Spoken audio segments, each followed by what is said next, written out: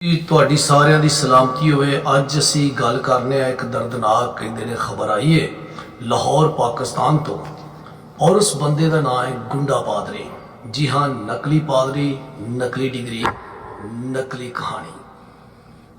ਅੱਜ ਤੁਸੀਂ ਇਸ ਵੀਡੀयो ਨੂੰ ਪਹਿਲਾਂ वॉच करो तो फिर ਤੁਹਾਡੇ ਨਾਲ ਗੱਲ करना है। सलाम पाकिस्तान, आप देख रहे हैं अपना चैनल CTV न्यूज़ और मैं हूं आपके साथ हमेशा की तरह शराफत मुगल और मेरे साथ हैं सानिया कमल। नाजरीन, आपको एक अहम और इंतहाई अफसोसनाक खबर से आगाह करें। हमारे नुमाइंदे आफ्ताब गिल की रिपोर्ट के मुताबिक लाहौर निशात कॉलोनी से जहां पर एक फायरिंग का वाक़या पेश आया। ये वाक़या पास्टर शहजाद के घर पर पेश आया, जिसमें पास्टर शहजाद के घर पर अंधाधुंध फायरिंग की गई। 3 अफराद शदीद जख्मी, जिन्हें हस्पताल मुंतकिल कर दिया गया। ASP शहरबानों का निशात कॉलोनी फायरिंग पर दबंग एक्शन।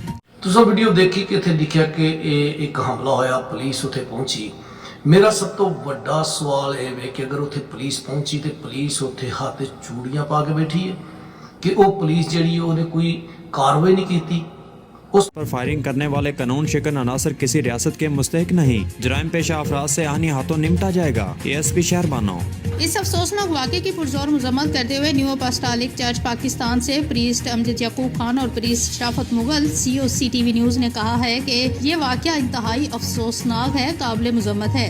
को दिखाना चाहता हूँ कि मेरे घर पर कुछ लोगों ने अटैक किया है और ये साथी कुछ उनके साथ भी आए हुए यहाँ पर, और 3 लोगों को यहाँ पर फायर मारे गए हैं और मेरे 3 लोगों को यहाँ पर फायर मार के भी हॉस्पिटलों में पहुंचा दिया गया है। तो आज मैं कह रहा हूँ, मैं पहले कभी नहीं कहता था, आज मैं कह रहा हूँ कि मसीही जो है वो पाकिस्तान में महफूज नहीं है।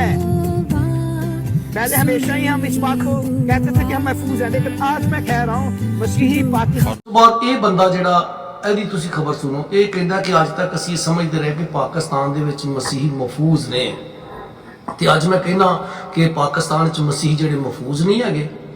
ਮਤਲਬ ਕਿਸ ਤਰੀਕੇ ਨਾਲ? ਕਿਉਂਕਿ ਜਦੋਂ ਗੋਜਰੇ ਦੇ ਵਿੱਚ ਘਰਾਂ ਦੇ ਘਰ ਸਾੜ ਦਿੱਤੇ ਜਾਂਦੇ ਨੇ, ਕਰਾਚੀ ਦੇ ਵਿੱਚ ਬੁਲਡੋਜ਼ਰ ਕਰ ਦਿੱਤੇ ਜਾਂਦੇ ਨੇ, ਜਾਂ ਲਾਹੌਰ ਜਾਂ ਆਪਣਾ ਮਾਰਟਨ ਟਾਊਨ ਦੇ ਵਿੱਚ ਜਾਂ ਗੁਜਰਾਂਵਾਲੇ ਦੇ ਵਿੱਚ, ਉਸ ਵਕਤ ਇਹ ਬੰਦਾ ਅੱਜ ਤੱਕ ਨਹੀਂ ਬੋਲਿਆ ਹੈਗਾ। ਕਹਿੰਦੇ ਨੇ ਜਦੋਂ ਚੰਗਿਆੜੀਆਂ ਆਪਣੇ ਘਰ ਤੱਕ ਪਹੁੰਚਦੀਆਂ ਨੇ ਨਾ, ਤੇ ਉਦੋਂ ਸਾਰੇ ਉੱਠ ਪੈਂਦੇ ਨੇ। ਮੈਂ ਤੇ ਇੱਥੋਂ ਤੱਕ ਸੁਣਿਆ, ਬਲਕਿ ਇਹਦੇ ਬਹੁਤ ਸਾਰੇ ਦੋਸਤਾਂ ਦੇ ਨਾਲ ਗੱਲਬਾਤ ਕੀਤੀ ਲਾਹੌਰ ਦੇ ਵਿੱਚ, ਕਿ ਪੁਲਿਸ ਦੇ ਨਾਲ ਮਿਲੀ ਭਗਤ ਹੈ, ਬਲਕਿ 2 ਕਰੋੜ ਰੁਪਈਆ ਦੇ ਕੇ ਤੇ ਇਹਨੇ ਆਪਣੇ ਉੱਤੇ ਖੁਦ ਹਮਲਾ ਕਰਵਾਇਆ। ਇਸ ਬੰਦੇ ਨੇ, ਇਹ ਉਹ ਆਦਮੀ ਹੈ। ਇੱਕ ਬੰਦਾ ਕਹਿੰਦਾ ਫੇਸਬੁੱਕ ਤੇ ਜੀ ਖੁਦਾਵੰਦ ਦੇ ਮਕਸੂ, ਇਹ ਖੁਦਾ ਦਾ ਮਕਸੂ ਕਿੱਥੋਂ ਹੋ ਗਿਆ, ਜਦ ਕਿ ਇਹਦੇ ਕੋਲ ਨਕਲੀ ਡਿਗਰੀ, ਨਕਲੀ ਜੈਲੀ ਪਾਦਰੀ ਹੈ।